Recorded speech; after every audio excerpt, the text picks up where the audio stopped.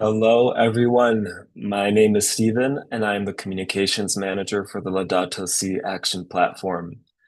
It is my pleasure to welcome you today on behalf of the platform for our webinar on the next years of Laudato Si, examining climate migration and grassroots change. I see many of you have already done this, but I invite you to introduce yourself in the chat with your name, your country, and your diocese or organization. For those of you who are new to the platform, it is an initiative of the Vatican's Dicastery for Promoting Integral Human Development, with the Laudato Si movement as its global operational partner. As we gather today, especially in this time of transition following the passing of Pope Francis and the election of Pope Leo XIV, it feels important to recognize the ongoing journey that so many of you are on. Inspired by Laudato Si, Pope Francis's encyclical on care for our common home, many of you have been asking deep questions. How do we live in right relationship with creation? What does ecological responsibility look like in our own lives, in our institutions, and in our communities? That reflection has led families, schools, parishes, religious congregations, hospitals, businesses, and so many others to take concrete steps grounded in faith, justice, and care for the earth and one another. We know that the Laudato Si Action platform is here simply to accompany you on this journey, and we hope today's webinar is one more tool to help you along the way, one that reminds us we're not alone, and that the next chapter of Laudato Si is already being written in the actions and commitments of people like you. And I know this gathering comes at a meaningful moment. As we mark 10 years since Laudato Si was first released to the world, we're invited to pause, not just to look back, but an invitation to imagine what the next 10 years can look like, what kind of future we are shaping together, starting now with each of you. The call to integral ecology still echoes with urgency, especially as we witness more and more lives uprooted by drought, by disaster, by the invisible lines we call our borders. These movements aren't abstract. They're visible in our streets, in the grief and resilience of those forced to start over. And alongside this are workers, too often unseen, laboring under fragile conditions while holding together the threads of entire communities. In this webinar, we'll hear from people who are working on the front lines of climate displacement, fair labor, and locally rooted responses to ecological breakdown. As Sister Alessandra Smerilli, Undersecretary for the Dicastery for Promoting Integral Human Development, reminds us, the peripheries are not just places to be observed. They must shape how the Church listens, responds, and walks forward. This is a space for that kind of listening, for conversation, not conclusions, for shared courage, not easy answers. Now, a few announcements before we begin. If you need translation, we are offering translation in Spanish, Italian, French, or Portuguese. You can access them through the Interpretations button at the bottom of your screen. Click the Interpretations button and then choose your language. Next, this webinar is being recorded and live streamed to YouTube. You will be able to watch the recording on our Laudato Si Action Platform YouTube channel, where you'll see the slides and speaker information. Finally, to help us build a sense of community during this time together, we invite you to keep your comments in the chat positive and respectful. If you'd like to revisit our netiquette guidelines, which you agreed to when registering, you'll find the link in the chat. Thank you for helping me make this space one of care and connection. If you have any questions during the webinar, please submit them by clicking the Q&A button at any time. Any questions put in the regular chat may get lost, so please use the Q&A button and we'll answer as many as we can. During today's session, we'll begin with a brief video message from Sister Alessandra Smerelli. We'll have a few updates from us, from the platform team. And finally, we'll move to the heart of the event, 2 short presentations offering powerful reflection on how communities are responding today to the most ecological and social challenges that are urgent for us. So, as we begin, we're honored to share a message from Sister Alessandra Smeralli, who serves as the Secretary for the Dicastery for Promoting Integral Human Development. She is an economist and religious sister who works to bridge faith, economy, and global cooperation. She brings a wealth of academic and practical experience, having served as a professor, researcher, Vatican State Counselor, and a key leader in the Church's response to the COVID-19 pandemic. Her research focuses on cooperation, ethics, and value-based organizations, themes deeply aligned with the spirit of Laudato Si. 2025 is the year of hope, the global Jubilee year, celebrated by the Catholic Church and other people of faith and goodwill around the world, as well as the 10th anniversary of Pope Francis' encyclical Laudato Si and 800th anniversary of St. Francis' Canticle of the Creatures. As we enter this year, we reflect on the dignity of all persons and respect for God's gift creation, which the Holy Father encouraged us to promote in his letter introducing the Jubilee year, Spe non confundit, which means may hope fill your heart, recognizing the link between respect for human life and dignity, from conception to natural death, and respect for God's gift of creation is at the heart of integral ecology. In the light of this teaching by Pope Francis, the Dicastery for Promoting Integral Human Development acknowledges the precious resource represented by the Laudato Si action platform to assist Catholic-inspired and other institutions, as well as families and individuals, in their effort and initiatives to take determinative and definitive action on the promotion of integral ecology. We are grateful for all who have enrolled in the platform. This is a strong sign of your deep respect for the human person and God's creation. We also encourage local churches, episcopal conferences, dioceses, and parishes, as well as religious orders and Catholic-inspired organizations and the ecclesial movement and other people of faith and goodwill to consider enrolling in the platform as a sign of your commitment to the principle, values, teaching, and practice of integral ecology during this Jubilee year and long into the future.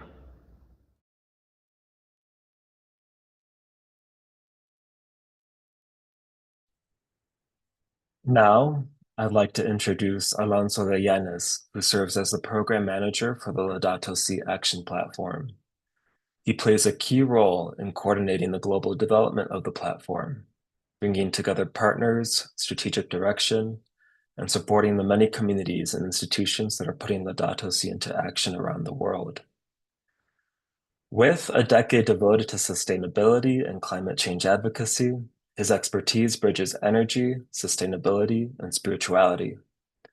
As a PhD candidate in management, his interdisciplinary approach fosters meaningful change. Committed to the Catholic Church's sustainable future, Alonso is a catalyst for positive transformation. Alonso, we're grateful for your leadership and for the spirit of care and collaboration you bring to this work.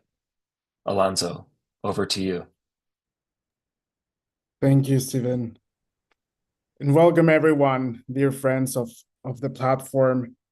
We're living a decisive moment, a moment that calls not for spectators, but for guardians of creation. The Laudato Si action platform is more than just a tool or a program. It is a living response to the cry of the earth and the cry of the poor.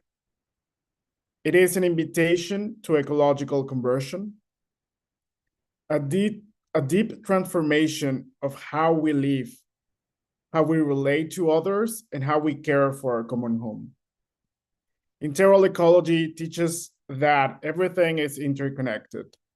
Our economy, our lifestyles, our spiritual lives, and the well-being of future generations. Ecological conversion, then, is not optional. It is a moral and spiritual imperative. And it starts with action, however small, however simple.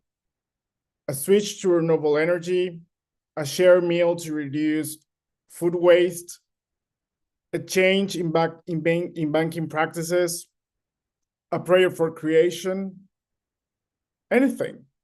Each action rooted in love and justice become a seed of hope. And today, as we listen to powerful testimonies about climate-related migration, for displacement, and the pursuit of justice across borders, let us remember that the cry of the earth and the cry of the poor often meet in the lives of migrants and refugees. Integral ecology called us to reflect on the human faces behind environmental collapse. Families uprooted by droughts, floods, or extractive industries. As you discern your community's action, consider how you might stand in solidarity with those on the move, who reveal to us both the fragility and the resilience of our shared humanity. Participating in the Laudato Si Action platform is not about perfection. It's about commitment. It's about journeying together, aligning our values with our daily decisions, and it's about recognizing the sin of ecological indifference and choosing instead the path of care and responsibility. So I invite you to continue exploring the platform, the suggested actions, upload your Laudato Si plans, find one thing, just one, that your community can start to improve. Upload it, share it, and inspire others. Because in this global movement, no action, and I repeat, is too small, and no heart is too insignificant to make a difference. Together, we are not just implementing a program, we're building a new future. Thank you. Thank you, Alonso. And as Alonso invites each of you to explore the platform, I do want to share some exciting updates that, at their heart, are designed with each of you in mind. We know that living the call for Laudato Si can sometimes feel overwhelming, especially in the face of so much ecological and social inaction.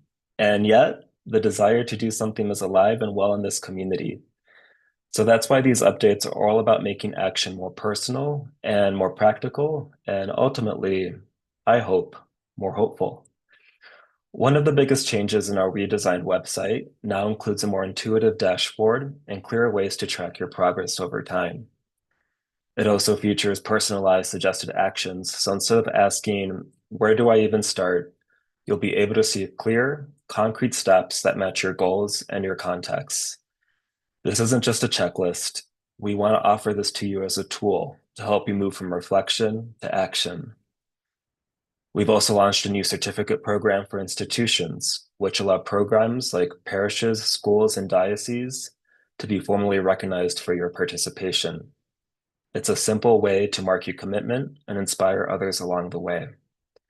We know how much work and love goes into these efforts, and this certificate is just one small way of saying thank you for being a part of that journey. All of these updates are here to support you, whether you're just starting out or already deep in the work. This platform is a Vatican-sponsored initiative, yet it is each of you who are the church, living, discerning, and acting with care for our common home. And we're grateful to walk along inside you. Now, I'm very happy to introduce our two speakers. First, we'll hear from Paolo Volazio, speaking from Milan, where he is an editor at the Jesuit journal and think tank Aggiornamento Sociale. Paolo has been working for exploring the relationship between work, dignity, and justice for years. not just through theory, but by helping shape real dialogue in the church, including contributing as an expert to the Synod of Synodality. His work reminds us that labor isn't just economic, it's relational, spiritual, and essential to any vision of integral ecology. And I think his perspective will be speaking to many of us as we wrestle with questions of purpose and equity in the world we're building. After that, we'll hear from Hector Poveda. Joining us from Almeria, Spain, Hector works with the International Catholic Migration Commission, where he helps amplify civil society's voice in global conversations about migration and displacement. What makes his work so compelling, though, is the lens he brings. He looks at how climate change and environmental loss are reshaping lives, especially in indigenous communities across Latin America and the Pacific. His recent research dives into non-economic losses experienced by climate-displaced communities, things like identity, belonging, and memory. These are hard to measure, but deeply felt, and I'm really looking to hear from you, Hector. So, for our first presentation, we will honor your voice, Paolo, and open the floor to you. Thank you, Stephen. I hope you can hear me well. Perfectly, thank you. Okay. And good afternoon, good evening, or good morning, everyone. And it seems right to begin by acknowledging that the content of this presentation is my work, and work for a long time, as Stephen was saying, but is also the result of a process of collective reflection, research, and action, namely the project The Future of Work, Labor After Laudato Si, which began in 2016, less than a year after the publication of the encyclical. And Monsignor Bob Vitillo has been involved since the very beginning, together with myself and many other friends. So the initial insight of this project was that Laudato Si proposes a different way of looking at reality based on the awareness that everything is connected. We therefore started inquiring how this different perspective changes the way we consider work and labor. In this sense, we can consider our initiative as an attempt at an ecological conversion of the notion of work. That is, an attempt to put Laudato Si into practice into a specific domain. The method we followed was also a way of practicing Laudato Si and its multifaceted approach. Laudato Si states that complex problems need to be considered with a variety of approaches and from a variety of points of view. Thus, the project brought together a range of actors that were diverse in terms of both their geographical location, from all the continents, and their type of activity and institutional form. The project was brought on by workers and employers associations, university departments, social research and action centers, NGOs, people involved and working in international organizations, and so on. Together, we took awareness that our world is undergoing multiple crises, or rather, as the encyclical would say, a single multidimensional crisis. Addressing this crisis requires a series of transformation or conversions in the jargon of the encyclical. Our analysis led us to focus on the fact that work is at the heart of both the crisis and the transformations that can lead to solution. On the one hand, the world of work is affected by the consequences of crises and transformations. On the other hand, it is an indispensable agent of change. There can be no transformation without work. The definition of work found in Laudato Si, in number 125, helped us to focus on this. And this definition says that work is any activity involving a modification of existing reality. Exactly. Thank you for sharing the screen. The essence of work is to be a transformative force. Work changes reality. And this is particularly clear in the case of the ecological crisis. It is the agricultural worker, especially the most marginalized. Sorry, there's a problem. Okay. The essence of work is to be an ecological crisis. So this is clear in the case of the ecological crisis, because it is the agricultural workers, especially. So it is the agricultural workers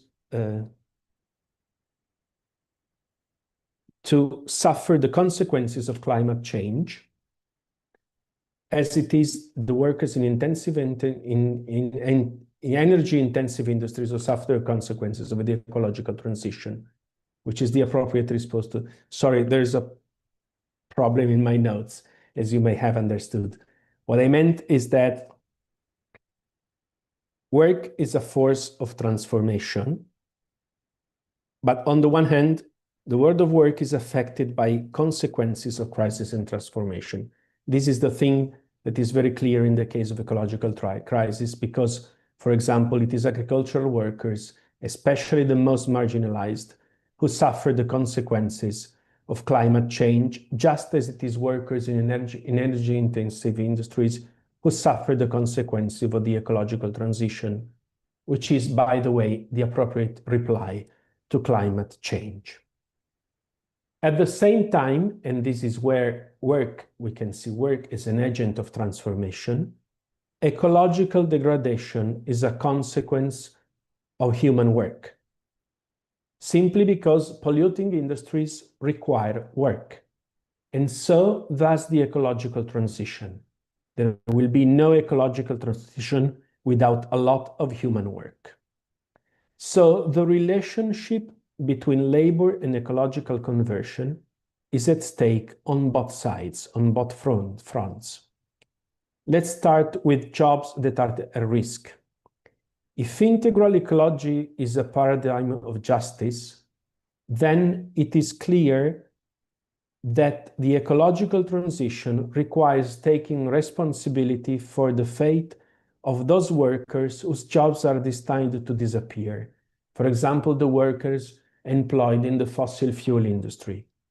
They cannot be left behind, because this would be a concession to the throwaway culture that is exactly the opposite of the ecological conversion.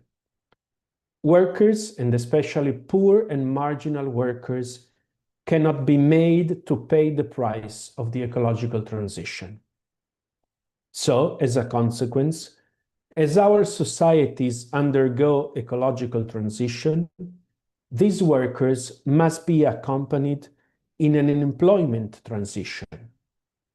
This is a requirement of social justice, but it is also a requirement of consistency with the integral ecology approach, which requires us to listen simultaneously to the cry of the earth and to the cry of the poor, and to find solutions that address both. This is what the encyclical states in paragraph 49, as you can see on the screen.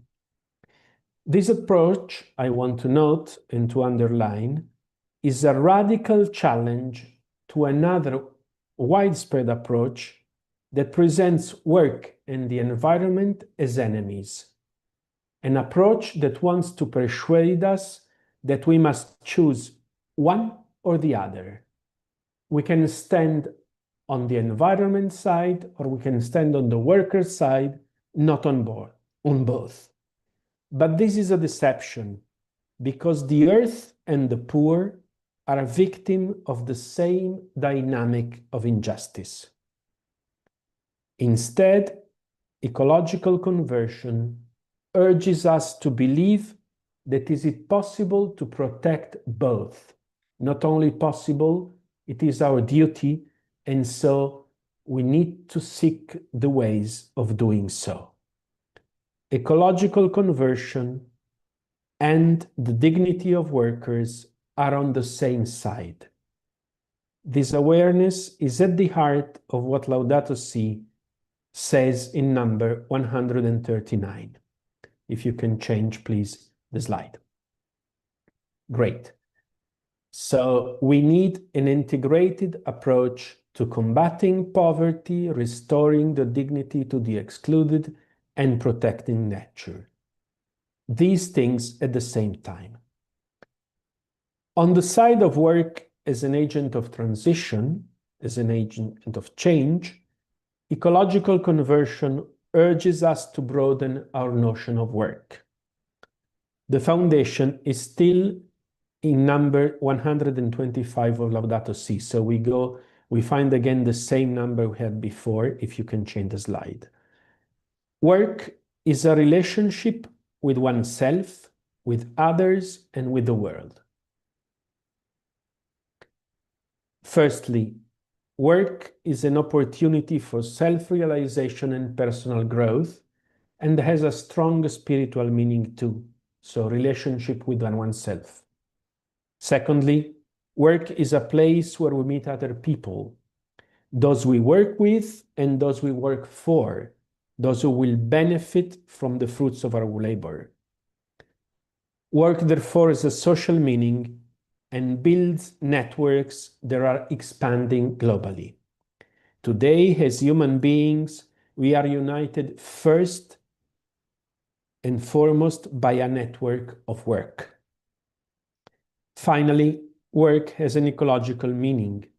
It is through work that men and women come into contact with nature, with the environment, modify it, draw resources, and unfortunately, threatens the environment. If we do not understand work as a relationship, we will not be able to make it an instrument of human development, but it will remain our enemy. We will continue to feel slaves to work. With an important consequence, as we all know, without care, any relationship quickly becomes toxic. This is why work must incorporate the dimension of care. It is what Pope Francis proposed in a video message to the International Labour Conference in June 2021. Unfortunately, I put on the Italian version instead of the English. Apologies for these. But you can find the English text on the internet. So what it says in English, it says, if work is a relationship, then it must include the dimension of care, because no relationship can survive without care. Here we are not referring only to care work. Care goes farther. It must be a dimension of all work. Work that does not care, that destroys creation, that endangers the survival of future generations, does not respect the dignity of workers, and cannot be considered dignified. On the contrary, work that cares contributes to the restoration of full human dignity and will help ensure a sustainable future for future generations. Here too, we are faced with a cultural revolution. We have always been used to thinking, to hearing, that work is within the domain of exploitation. Exploitation of workers, exploitation of the environment. So ecological conversion means instead changing our notion of work and conceiving work as an instrument of care, placing work within the paradigm of care instead of the paradigm of exploitation. And this finally leads us to broaden our definition of decent work beyond current internationally defined standards, which must remain a cornerstone and indeed continue to progress.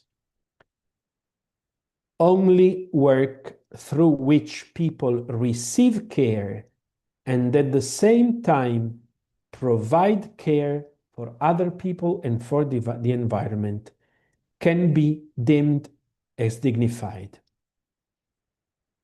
If this is not the case, if work cannot provide care for people and the environment, then it cannot be deemed dignified, even if all the conditions in terms of pay, working hours, safety, and trade union freedom are formally respected. So, taking ecological conversion seriously leads us to discover a new area of commitment to a more integral respect for the dignity of workers. And indeed, something that our project discovered is that there are experiences, especially in the domain of social and solidarity economy, in which there are enterprises, mainly small enterprises, local businesses, who target expressly both care of creation and care of labor. They try to build and to survive and even to thrift as businesses by putting together these things.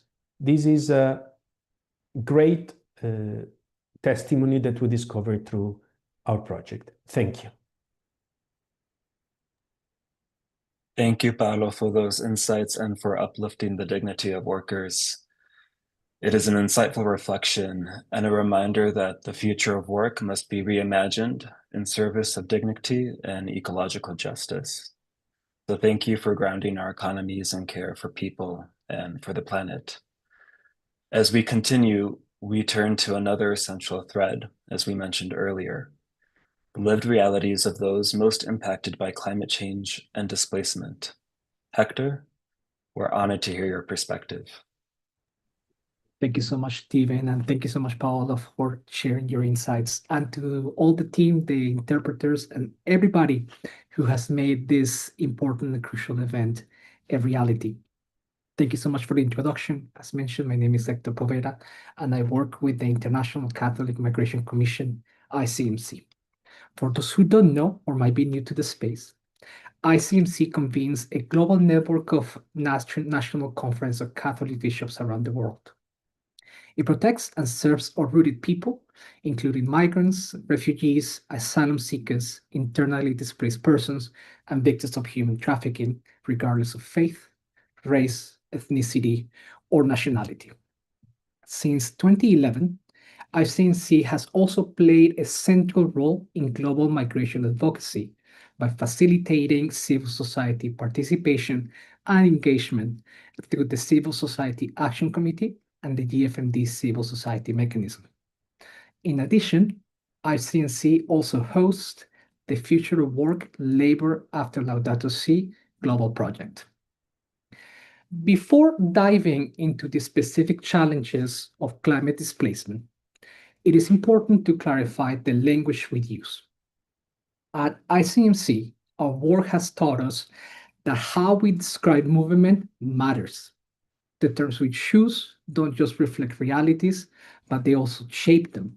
They influence legal frameworks, political and public narratives, and the kinds of protections that people on the move can access.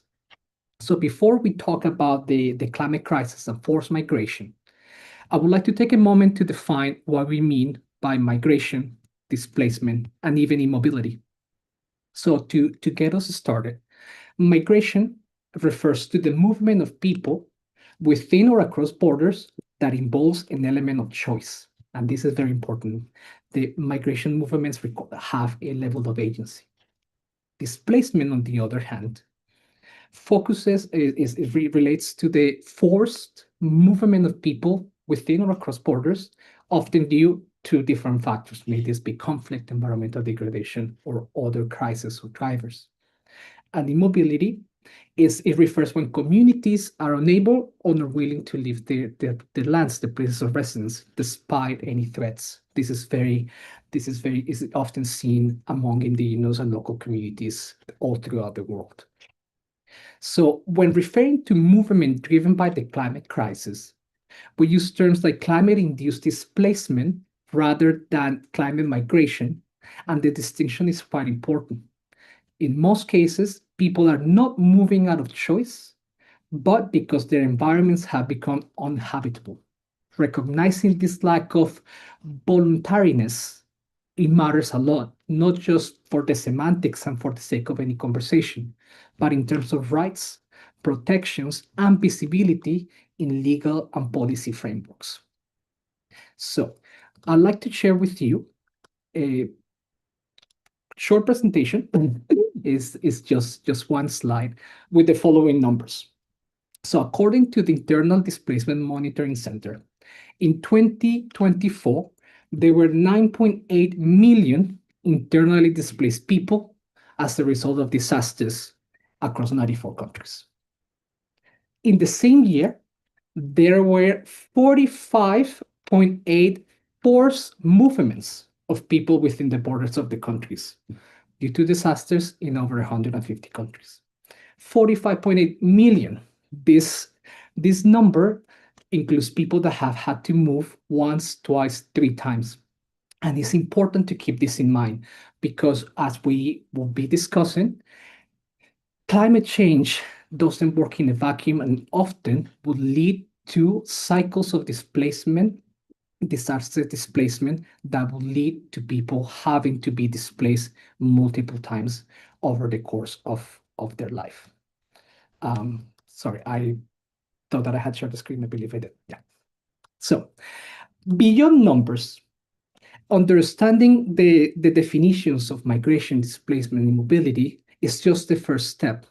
It is important to also look at the context, the contextualization, the localization of these numbers. Behind every number, every digit, there is a soul, there is a person. So if we say climate displacement is after force, then we also need to look at why it happens. People don't just move because of a storm or a drought. What happens around those events makes the movement necessary. Things like where people live, what support they have, and what vulnerabilities are already present. So what are the key factors that influence these climate-induced displacements? In the first, we have the exposure. Refers to how people, infrastructure, housing are physically located in areas that might be prone to a hazard, like a flood, a drought, or storm even. But exposure alone doesn't determine the impact that will have on the community. This impact depends on their vulnerability, which is the second factor. This refers to a person's or community's susceptibility to harm when a hazard occurs. It can be shaped by many things like income level, access to services, housing conditions, or social exclusion. But this vulnerability is not fixed. It can shift depending on the severity of the hazard and who is affected. It works as a sliding scale. The third of these components becomes capacity, which is the ability of a community to respond to and recover from a disaster. A strong capacity can reduce the need for people to move. Weak capacity can push them out. So these 3 components merge into a intersectionality. What I said not long ago, climate impacts don't happen in isolation. They intersect with long-standing economic, social, and political inequalities. That's why when we see climate displacement hitting certain communities harder, especially those already pushed to the margins, it doesn't affect everybody equally. It is important here to emphasize that displacement is often involuntary. I mean, it's driven by environmental degradation, yes, but also by pre-existing vulnerabilities. None of these vulnerabilities are the fault of communities themselves. History has a big part in this, but perhaps that could be a conversation for a different time. When looking at displacement and considering the vulnerability, the exposure, and the capacity, we understand that these movements can lead to vicious cycles disaster, displacement, disaster, which then put people at risk of violations of the human rights, of their dignity. So looking through the work that we've done, we've been able to identify across the large plethora of gaps that are present in this space. We're able to find three issues that we would like to bring to the conversation. The first is that refugee and asylum systems are not responsive to climate change or environmental disaster considerations. For example, the 1951 Convention, Article 1, does not include environmental disasters as valid claims for refugee status. The second is that there is a lack of policies that address the localized needs for displaced people. For example, using temporary labor programs as a solution to climate adaptation, or overlooking the right to stay and solutions for adaptation in place. And also, we find the continued false or oversimplified perceptions of climate displacement affected of people that are affected by climate change. There's a lack of recognition of the different forms of climate-driven displacement, people compared to move due to loss of their livelihoods or other impacts that is still considered voluntary, even though in this context, agency is very limited. So to start wrapping up, we start thinking about international responses and advocacy. How can communities become more resilient to climate displacements? So the first thing that comes to mind is that we must move beyond short-term emergency responses and invest in anticipatory community-led solutions. This includes supporting local and indigenous knowledge systems, ensuring the right to adapt in place, and enabling communities to plan for relocation when necessary on their own terms. International support must also be long-term, flexible, and accessible, shifting power to the communities who bear the brunt of the climate disruption. But resilience is not just simply technical, it's moral. As Pope Francis reminds us, the ecological transition must be just, and this means rethinking how climate finance flows. We must provide climate financing instruments that prioritize equity, reparations for loss and damage, and local adaptation funds accessible to grassroots and migrant-led organizations. Without true and meaningful redistribution, resilience remains out of reach for those that are most at risk. And to conclude, the legal and labor systems must catch up with the realities of climate-induced displacements. This means expanding pathways for regular migration, ensuring safe working conditions for migrant workers impacted by environmental shocks, and integrating climate risks into asylum systems. It also requires a decisive shift in public discourse from narratives of fear and burden to narratives of contribution, care, and shared responsibility. Thank you so much, and Stephen, back to you. Thank you so much, Hector, for your insights. I see a lot of people resonated in the chat and sharing experiences of witness to migration in their own countries and across borders as well. At this time, we would want to transition to some questions and answers from our audience, Hector. If you're available to answer a few, we would be deeply grateful. And on behalf of Paolo, he had to be excused for another event, so we will send your questions his way and hopefully gain some clarity through conversation beyond the event. So Hector, I'm seeing some questions, including one that is noting, we have challenges in governments in the West in particular for receiving migrants, and there's a search for guidance on how to speak to that reality. Do you have any insights or guidance there when we're coming from these countries that are trying to receive migrants and seeing politics that are not aligned with the principles that you just named? Absolutely. Thank you so much, Stephen. And thank you to the person who asked this question. Is very, very relevant, especially in the context.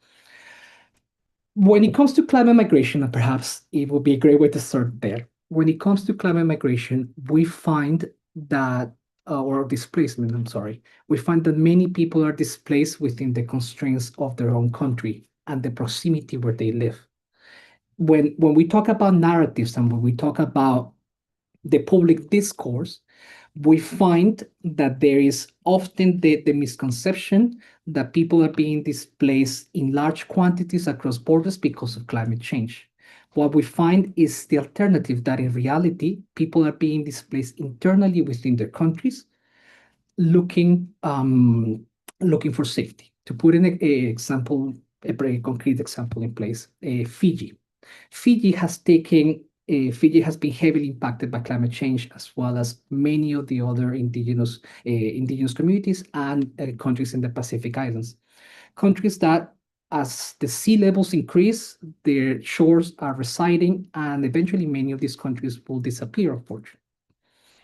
So in the Pacific, we find that there is indeed cross-border movement and displacement as a result of climate change. But when we extrapolate that to the other parts of the world, that happens internally. It's often internally, not to say that it doesn't happen across border, but it's not in the great quantities that oftentimes we hear in the news or in the different narratives. When considering now the issues and the problems that migrants are facing and displaced people are facing across the world, the case of the United States comes to mind, because I remember a few years ago, the narratives that were surrounding regarding climate-induced displacements, the narratives that the country, many people that are anti-migration were spreading. It was hinting at the idea of fear, at the idea that people are being displaced in large quantities across borders, and that eventually everything will collapse. And yes, there is no doubt that people are migrating, that people are being displaced, but the way that we understand this displacement and the way that we understand the narrative shifts. Is important to have this paradigm shift. And that's why I started the intervention today with some definitions, because the way that we define and the way that we engage with politicians, with different decision-making processes, the language that we use, how we relate, that we go beyond numbers, that we go and see the person, the soul, that every human being is respected for dignity, that has rights just for being human. It really changes the approach that we can take, and what we as the member of society can contribute. So I hope that had addressed at least sections of the other questions, Steven. Well, you mentioned this is a way to get involved with the decision making of policymakers and politicians, but now we're also seeing questions about how to engage with our bishops, for example, or our congregations to do concrete work. And I'm wondering if you could speak a little bit to that on behalf of our audience. Absolutely, that is great. Faith-based and faith-inspired organizations and work, and the different bishops, that's dioceses and networks and faith-based networks, play a very important role. And I'm thinking, for example, I'm from Colombia, and I'm thinking about the different faith-based organizations, as well as the different groups that are working in my home country, working for the favor and the benefit of migrants. There's something beautiful about the work that we do, and the space where we find, where we are currently, all of us involved, that there is a love for dignity and the person next to you. And that is something very, very important when it comes to working with migrants for the benefit of migrants.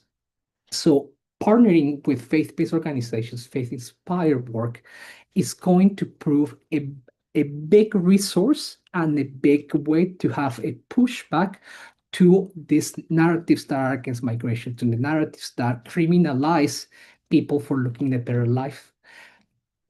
We find ourselves that coming together to build solidarity, to engage in processes of collectivization will be priceless, because something that the more that I am involved in this work, the more that I find it inspiring, is the intersectionality that we find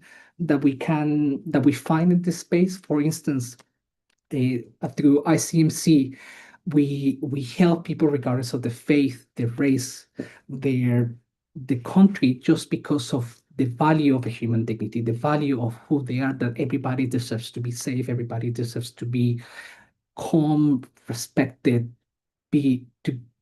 feel, and be in a safe environment. So the Catholic-inspired organizations and faith-based organizations will prove a key ally to counteract these negative narratives and to provide the extra support that migrants stop receiving due to the different changes of politics and different perspectives that are taking us in the way that are taking us to a place that we hope we weren't going to. I hope that that made any sense. Thank you, Steven.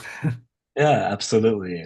I appreciate you highlighting the role of many churches and faith-based actors in changing the story, and that we have something to offer to this conversation. And you certainly resonated with many of our audience here today, whether they're coming from Paraguay or Italy or even Los Angeles. I know these are questions that are alive and necessary. So thank you, Hector.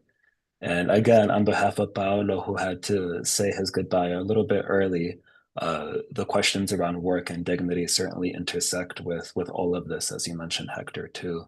So thank you, everybody. As we move to conclude, I just want to say a heartfelt thank you to everyone who joined us today from every corner of the world, off the heels of Pentecost. And a big thanks to the interpreters and technical team who made this gathering possible behind the scenes too. Before we go, we do want to leave you with 2 simple but meaningful ways to take action starting today. Of course, if you haven't enrolled yet in Laudato Si Action platform, now's the time. We're talking about the future of Laudato Si, and we want you to be a part of it.